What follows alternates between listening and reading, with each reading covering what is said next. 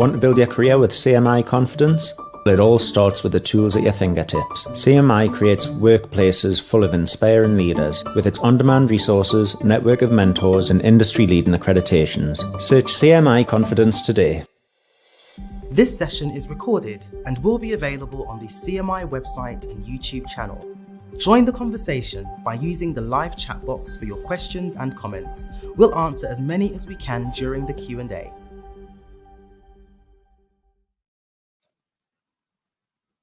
Hello, and many thanks for joining us today for the webinar. My name is Matt Roberts. I'm the Director for Chartered Management Consultant at the CMI. We're going to spend some time today just taking you through a bit of an introduction to what Chartered Management Consultant is, what it could mean for you or for your organisation, and helping me to do that a little bit later in the webinar, I'll be introducing a couple of guests, Noah Rogers from Oakland and Josh Campbell, one of the team here at CMI. I hope that you'll find this an incredibly informative webinar, and if you have questions that you'd like to ask, if you're watching live, please do type your questions into the chat and we'll come on to as many of those questions a little bit later on in the session. So by way of a bit of an introduction to Chartered Management Consultant, or CHMC as we sometimes abbreviate it, I'm just going to run through a couple of slides with you just to set the scene. Just moving through to our second slide, a bit of the history, I guess, of what is still a relatively new professional accreditation. Chartered Management Consultant was developed and piloted in 2019 and through into 2020. And we fully launched the standard from April of 2021, so not quite 3 years ago. We've been delighted by the uptake and the way in which the consultancy sector in the UK has embraced this new chartership. We now have well over 1,100 fully chartered management consultants, and the number of people coming forward for assessment is at record volumes. We're also blessed to have over 1,600 early career professionals who are also on pathways towards achieving their chartered status. And actually over 50 consultancy firms have engaged with the Chartered Management Consultant Standard, taking the time to understand how they can sponsor their people to attain this professional accreditation. We do, though, offer routes to every management consultant to become chartered. This is an inclusive award, so whether you are here thinking about how this might work for yourself, for your team, or for your organisation, there are routes available for all of those avenues. And one of the things that we're seeing is a great uptake from diverse parts of the sector in the UK. And as you can see, this is gaining traction and quite a lot of media coverage too. So outlets like Consultancy UK, you'll see now, are regularly posting stories about the progress that's being made, case studies of how people are taking up the award and what that means to them and their businesses. So we certainly hope that today you'll find out much more about why Chartered Management Consultant is right for you or for your organisation. But moving on to the next slide, there are a number of other consultants' views that I'd like to share with you to help get a bit more of a feel for that. In a recent survey that we did with our chartered population, 94% of them actually utilising their chartership as a means of demonstrating not only their commitment to their ongoing professional development, but also their commitment to ethical practice and integrity. And that's a huge part of building trust with clients, whether current or prospective. We also see that when people get chartered, or when they have the opportunity to get chartered, they're actually more likely to stay within the industry. So 83% of those that we surveyed saying that they are more likely to stay within management consultancy as a result of the opportunity to get chartered. Now, people from right across the industry are embracing this standard, as I mentioned earlier on, whether they are early career professionals working towards chartership or experienced professionals that are going through the process, helping to create this new standard of professionalism and helping to act as role models to people that are perhaps earlier in their journey. So Paul Terrington, CBE, as you can see here, is a great example. Paul became a chartered management consultant in the spring of last year. And as you can see, he found that the process of getting chartered was appropriately stretching. despite the vast experience that he holds. And that's the way it should be. This is something that is earned and is a recognition of excellence, and therefore the assessment process does have, as you'd expect, the right level of rigour and scrutiny involved with it. Paul found it incredibly accessible, but also I think there's an important point that he's highlighting there. Because this is challenging, it does involve a bit of an investment of time. It's not the sort of thing that you can do just over a couple of hours one evening, as Paul says. Moving on, there are other statistics I'm keen to share with you today on the next slide. You can see that in terms of the chartered community, actually 70% of them feel that actually becoming chartered is going to help to deliver positive benefits for their organisation. And that is true whether they're working for large organisations, much smaller firms, or even as independent consultants. And 78%, nearly 8 out of 10, saying that actually being chartered is helping them to demonstrate the public value of their work and the public benefit of consultancy more generally. We're starting to see great levels of recognition of the chartership now, and in October of 2023, it was fantastic to see at the MCA Awards, David Orr was not only honoured with being the Chartered Management Consultant of the Year, but actually he became the Consultant of the Year full stop, which is sponsored by the Times. So great to see one of the chartered community being honoured in such a way. And our partnership with the Management Consultancies Association, the MCA, is absolutely crucial to all that we're doing with Chartered Management Consultant.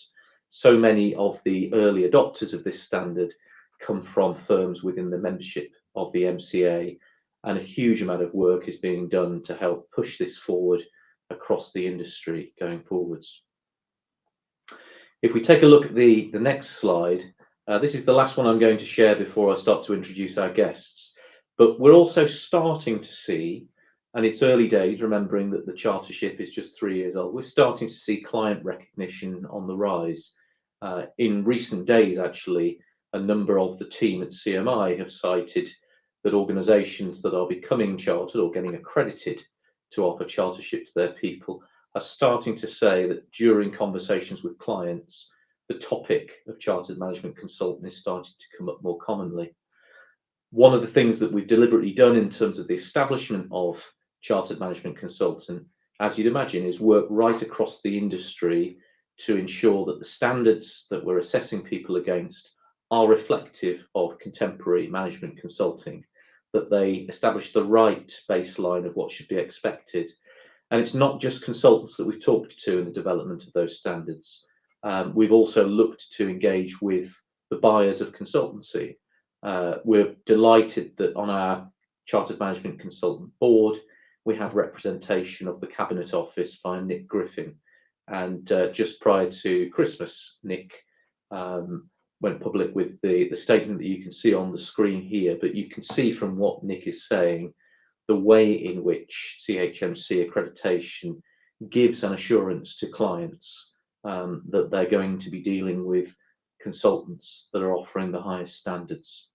So we're sure that that client recognition will continue to grow, but I hope it's heartening to see that that's already starting to manifest itself.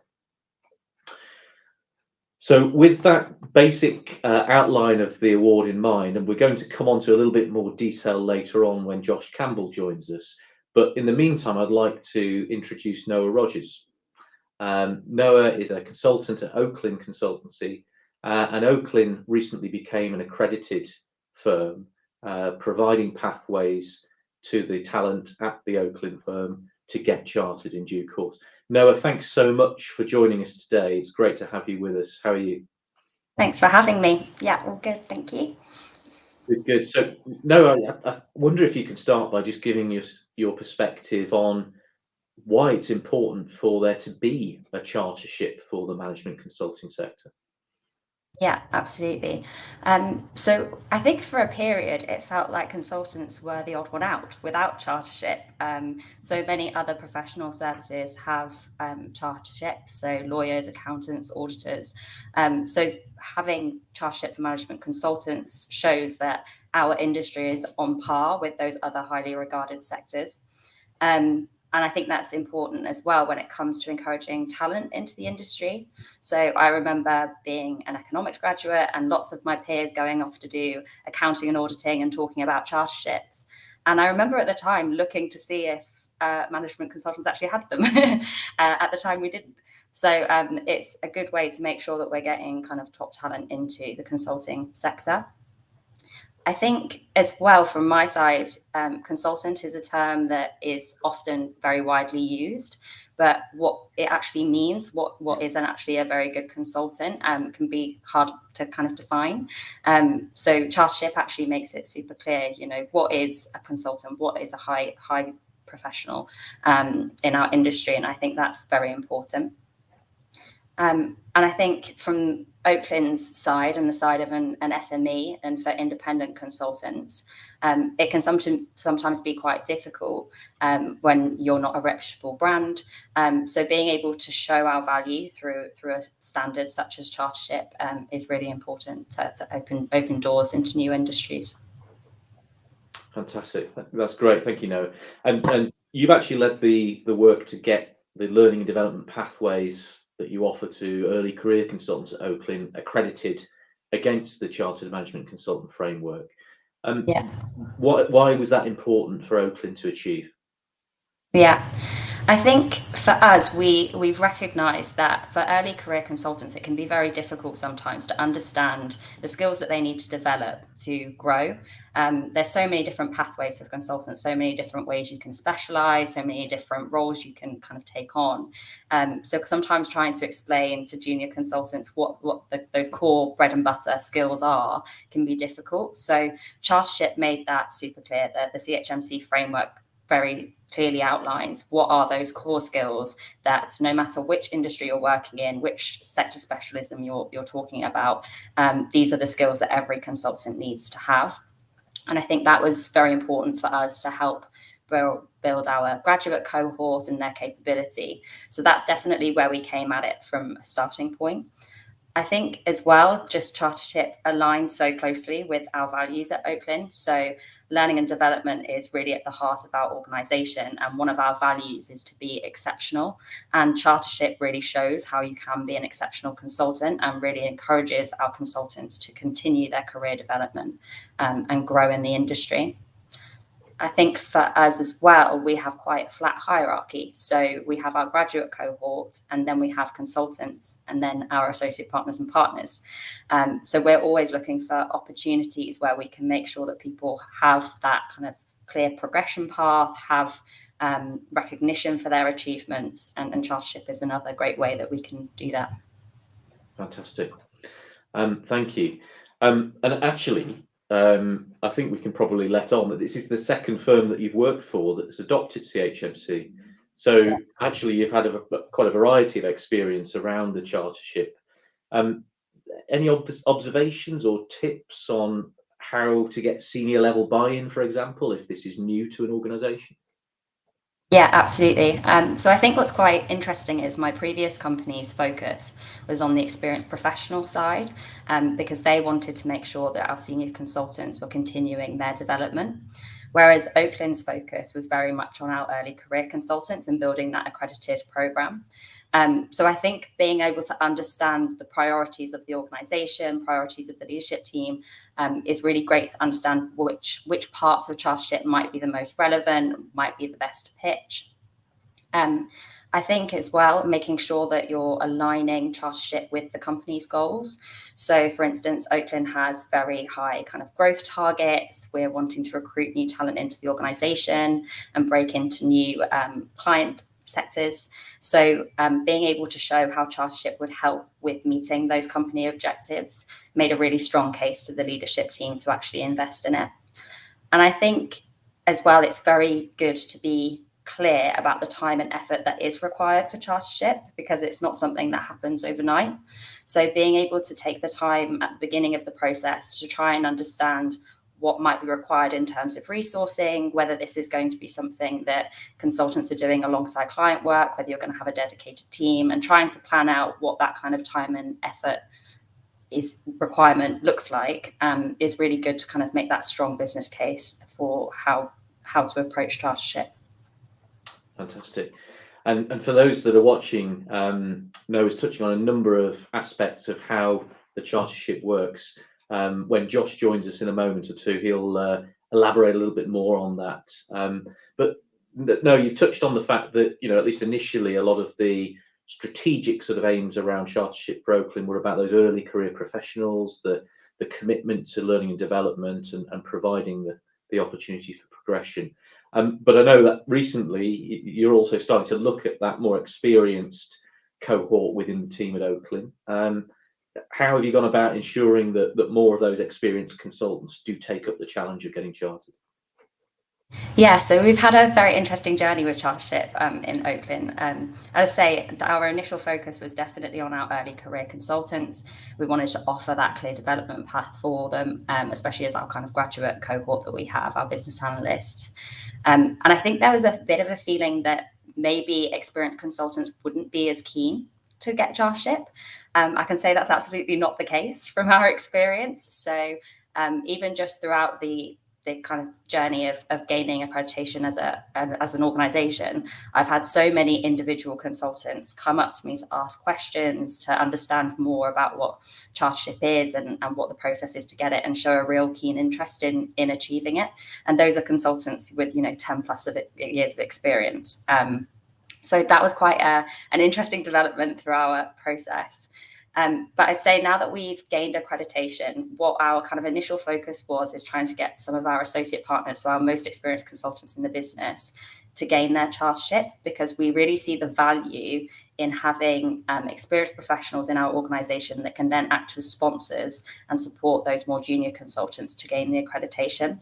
So we made sure to kind of hold a presentation with all of the associate partners, and our key senior sponsor, James, was there to really reiterate why this is important to us as an organization, how it ties in with our organization's objectives, and kind of the role that we wanted our associate partners to play as sponsors in the organization.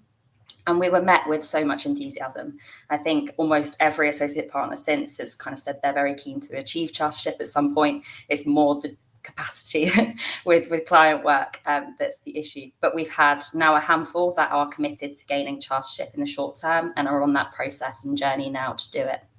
And I think many of the experienced professional cohorts really recognise that chartership offers an opportunity to self-reflect and to actually understand where they can further develop. Obviously, lots of them have had, very long careers in consulting, have really grown their specialism, are real trusted advisors in their industries. And I think it can sometimes be quite difficult when you're at that point to understand how you can continue to improve. Of course, everyone can always improve. And I think CHMC provides a really nice opportunity for people to kind of take that step away from the client work, to actually think about everything that they've achieved, where they might still have some gaps, where they might still have some skills to develop further, and work on that development plan moving forward. Yeah, I completely agree. And I know from the research and the evaluations we do with people that have become chartered, that the vast majority would agree with what you just said, Noah.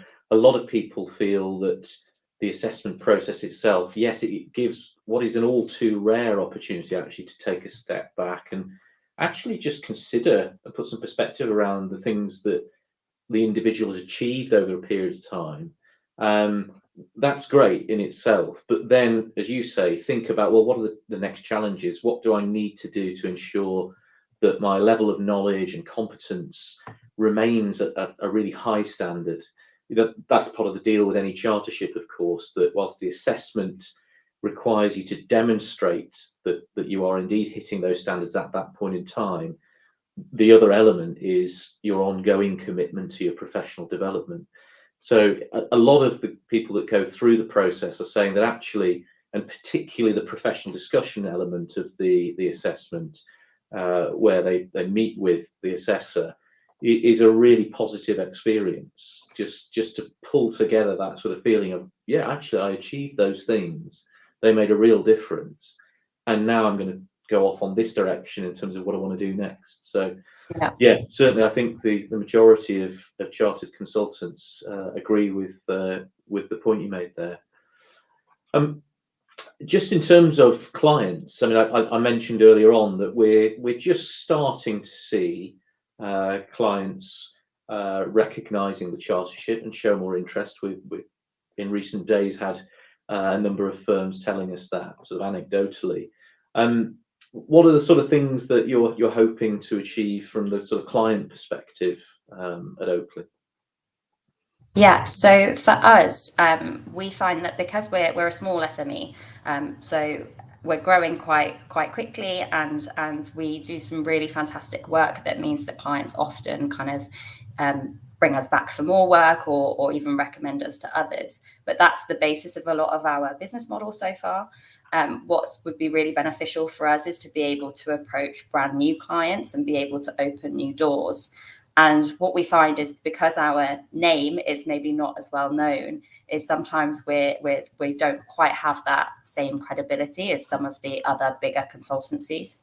So what we would really love to see is that chartership kind of opens some of those doors to us. And I think it really does, because it shows that we do have a good reputation. It shows that we are credible, and it shows that our consultants are meeting the same high standards as other consultancies.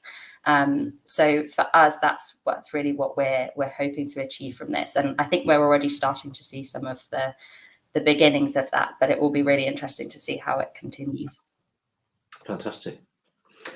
Okay, last question from me to you for now, Noah, before we introduce Josh, is I guess really for those that are watching, have you got any thoughts to share with them, if they're thinking about getting chartered or thinking about, looking at this for their team or for their firm? Yeah, I think, as I say, I see a lot of value in chartership, and I would really encourage people to engage in the process. But what I would remind people is that it doesn't happen overnight. So having that patience and the diligence and the attention to detail is really important when going through the process, and ensuring you actually give it the time and attention that it needs. So being realistic about how much time it might take, how much energy might be needed. We really utilised our bench resources during this process. So we had a small core team of me and a couple of others, especially from our HR pool and talent pool. And then we really utilised bench resources to kind of come in and do a lot of the heavy lifting in terms of the data mapping and the mapping between the framework and what we already had. And I think that really helped. So trying to get a bit of a plan in place of who are your best people in your organizations who might know the information that you need, and kind of treat it as a project. We're really good at doing client projects as consultants, but sometimes our internal work will get less love. So treating it like a client project is one of the best ways to make sure it's successful. Fantastic. Noah, thank you so much for now. We're really grateful for your contributions thus far and giving us your time. We're going to come back to you in a few minutes' time when we take some questions from our audience. But for now, I'm going to introduce Josh Campbell to the webinar. Josh is part of the team here at CMI, and there's a bit more detail that Josh is going to share with you over the coming minutes. And then remember, if you've got questions that come to mind, please drop them in the chat. We've got some time in a few moments to try and get through as many as we can. Over to you, Josh. Thank you, Matt. So look, I'm going to do a brief session on exactly what it is that you need to do to get chartered and exactly what chartership is. But just before I go into that, these are some of the benefits that we're hearing back from clients and individuals and firms, and I just want to pick up on some of the points that Noah made. So starting with the individuals, I know we've got a lot of independent consultants on. That middle column there, but draw your attention to the top two. So, Chartership, this is the first industry-created best practice framework that you're going to be measured against.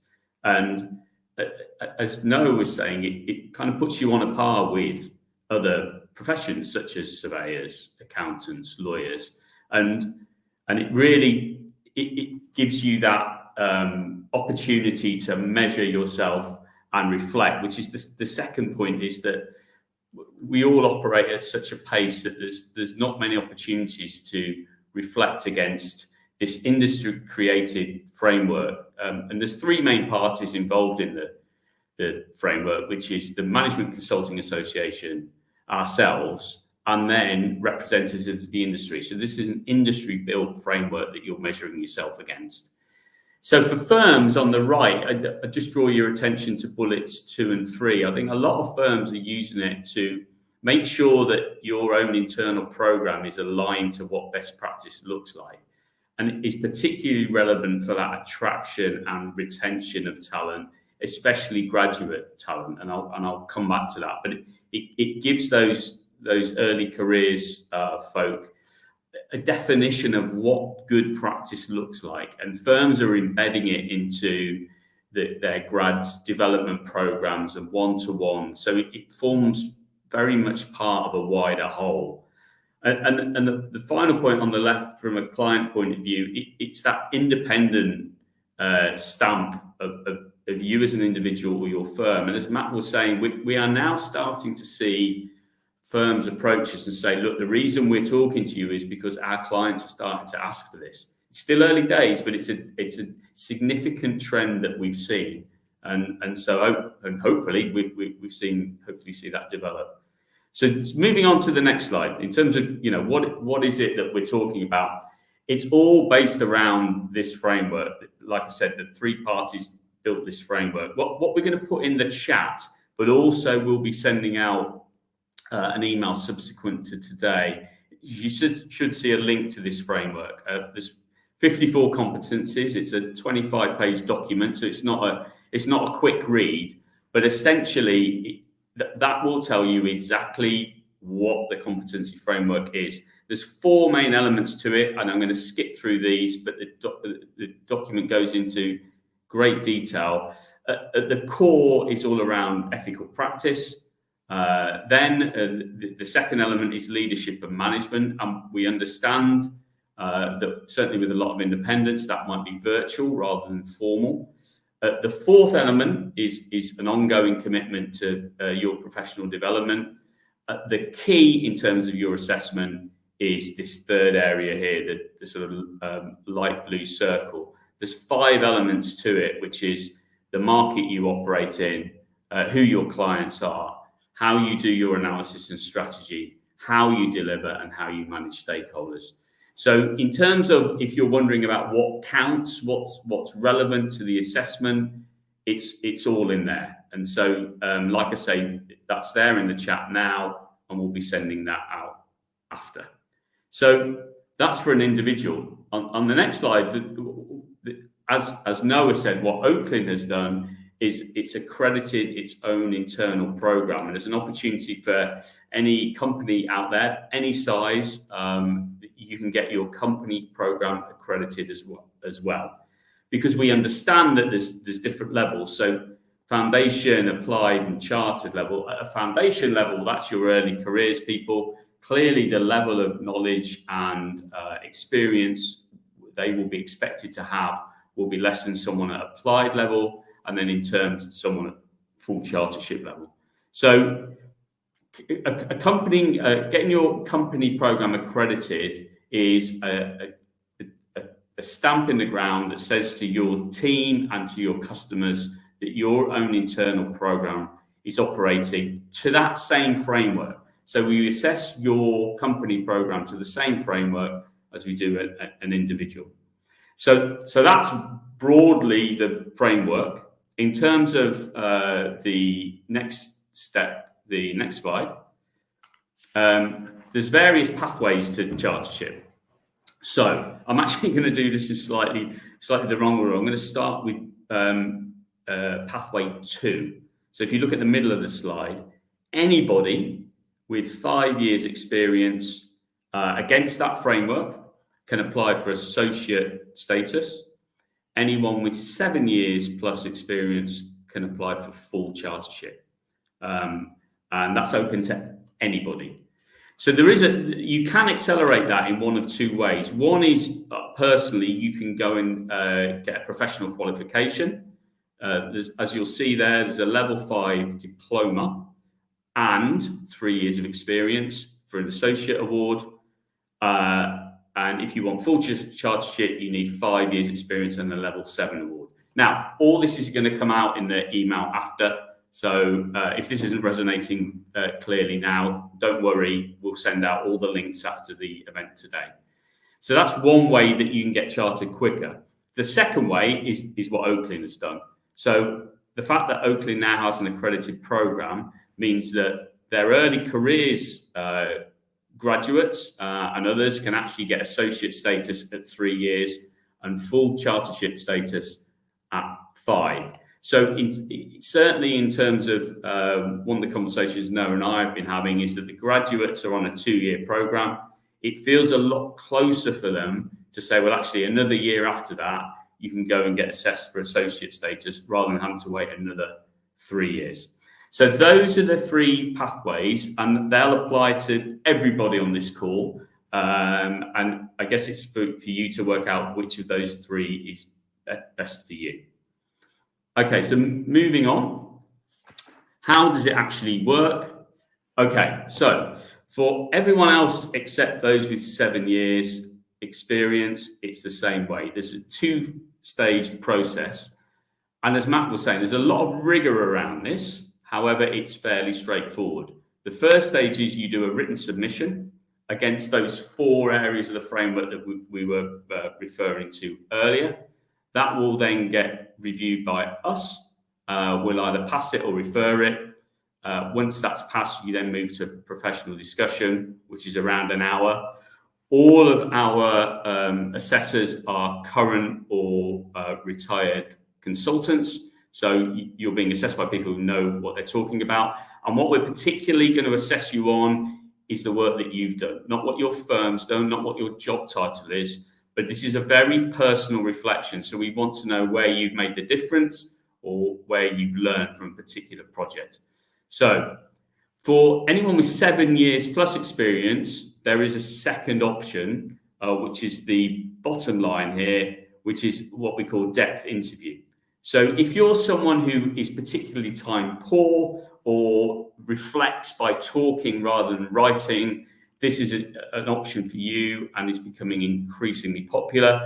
And at a very, very top level, you write less, but talk more. So it's a reduced written submission, but a longer depth interview. And essentially, those are the routes. They're open to all. It all starts with a written submission. So that's it. That's the framework, and that's how you apply. So in terms of how do you find out more, we're going to put 3 links in the chat, but again, this will come out on the email. So if we can show the next slide, please. So final slide from me. We have a link, specific CHMC LinkedIn page. That's going to go in the chat first. If anybody wants to discuss a corporate contract, there are a few more moving parts involved. So we're going to put in a link to Google Scheduler, which will enable you to book a slot directly in my diary.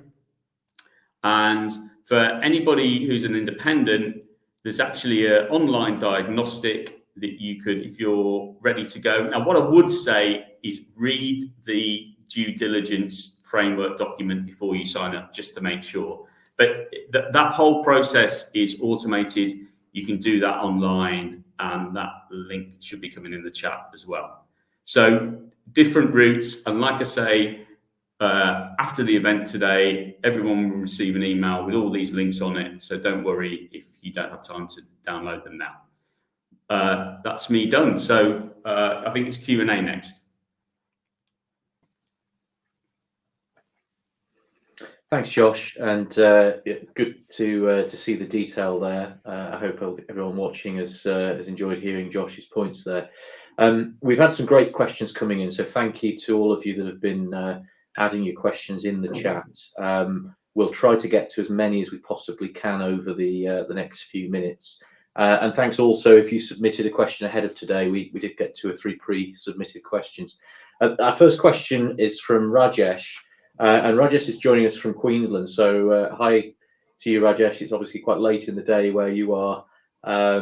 And Rajesh's question was put across in 2 pieces. So you're an engineer and practicing consultant with plenty of experience, and asking about how does CHMC help you to further demonstrate your capabilities.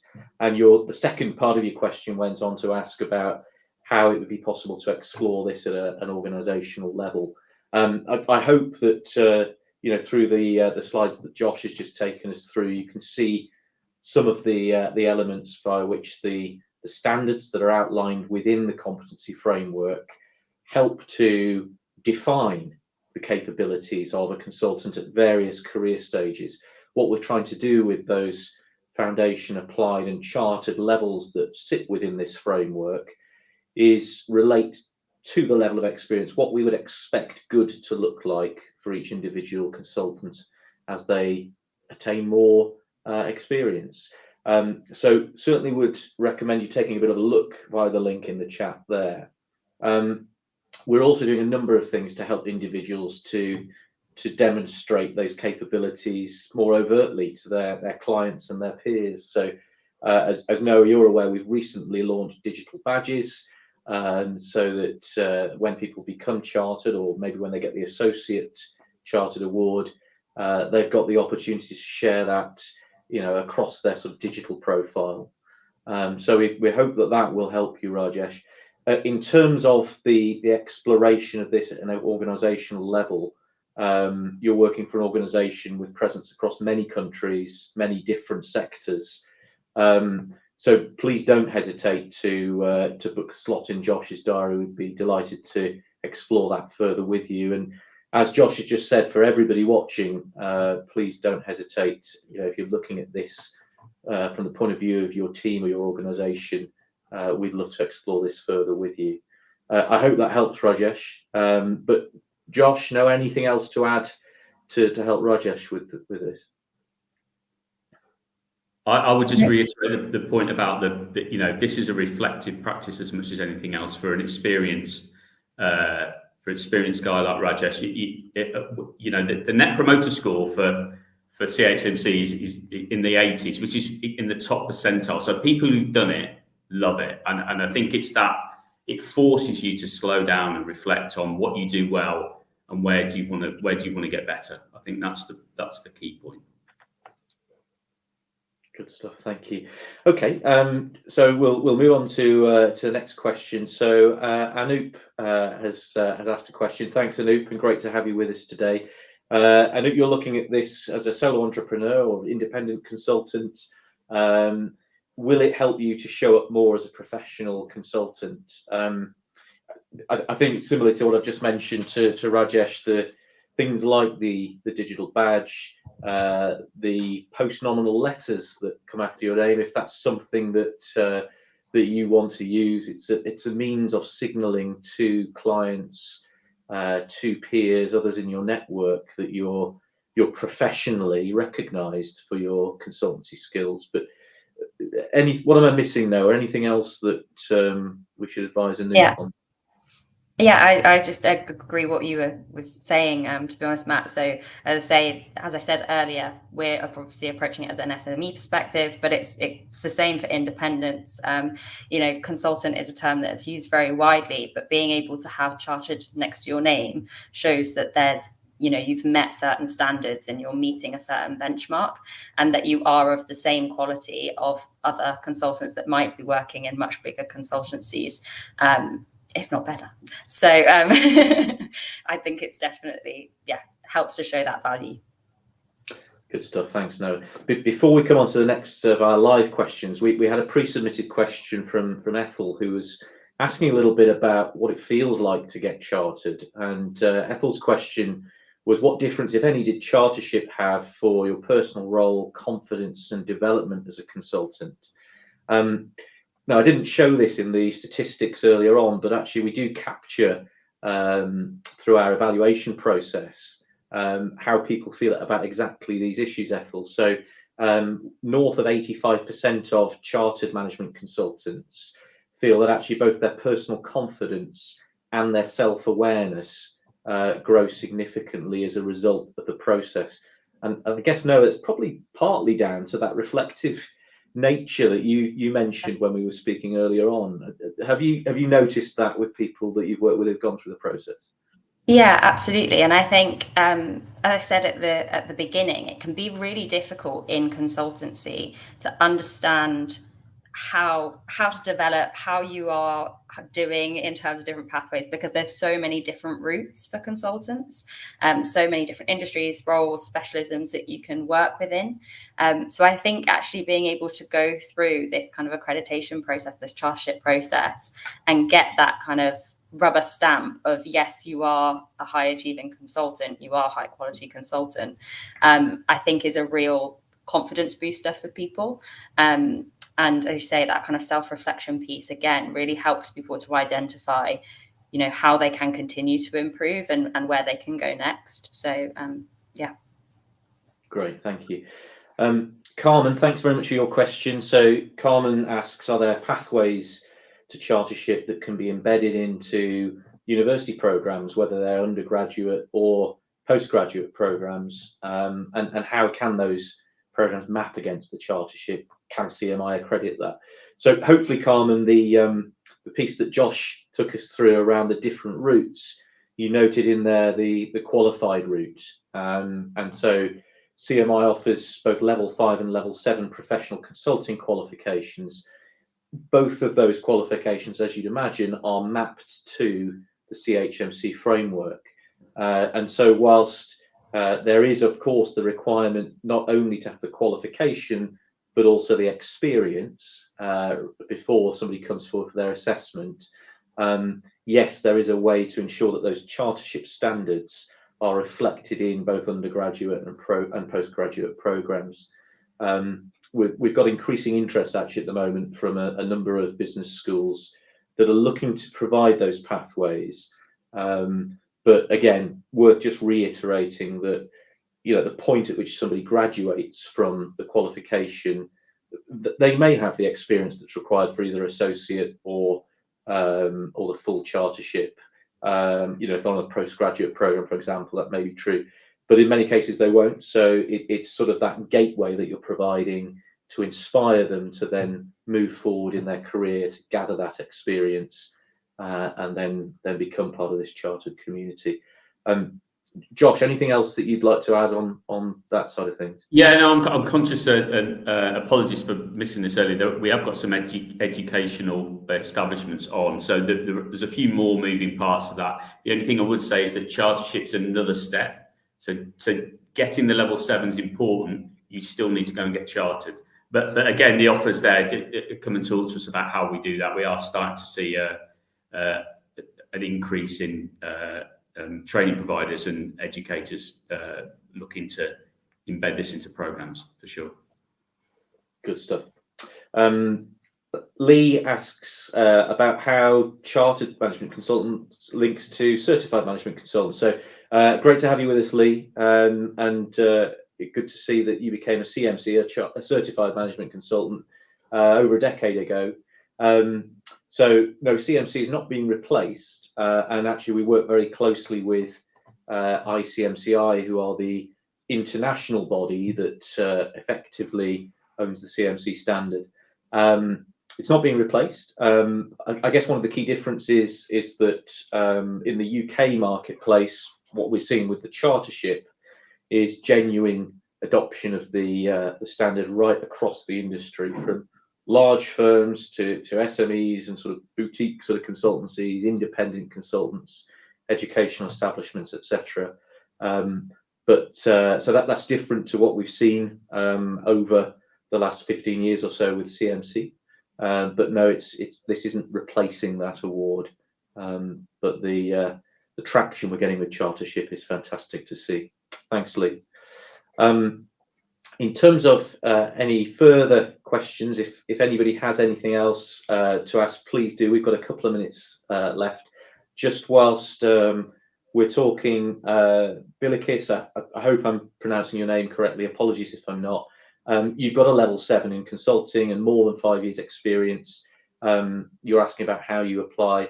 The link in the chat to the diagnostic tool enables you just to confirm your qualification, your number of years of experience, and that will then take you through into finding out a little bit more information about the assessment, and you're able to register online through that process if you'd like to do so, and we can then send you guidance packs and get you ready for your assessment. Ian, thank you for your question. Ian, you're asking about what will be the path for a solo consultant with consultancy experience and postgraduate qualifications. Again, Ian, I'd recommend you take a look at the diagnostic tool. It allows you to sort of basically answer those questions for your personal situation, and then help you to define which assessment route is there for you. Whether as an experienced consultant coming forward for the full chartership or the associate chartership, it will help you to understand that. And so, yeah, I hope to see you come forward for the award in due course. I think we've probably exhausted all of the questions there from the audience. Many thanks to all of you that have submitted a question this afternoon. I really hope that we've been able to answer those queries for you.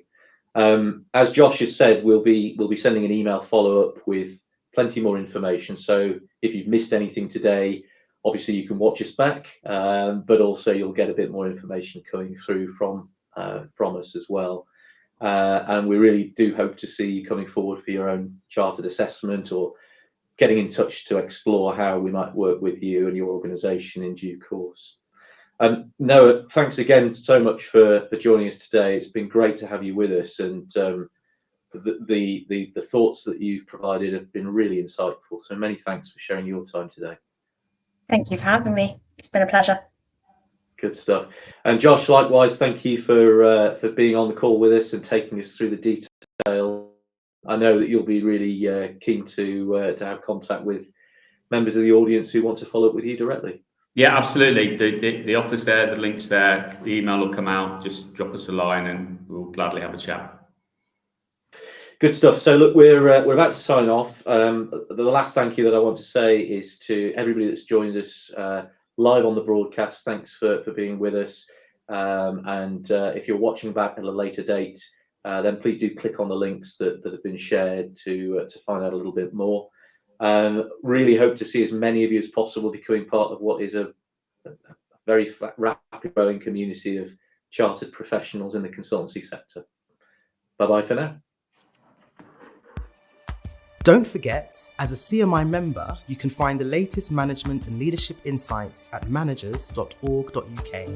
If you're not yet a member, join our community to discover CMI Confidence with on-demand resources, our network of mentors, and industry-leading accreditations.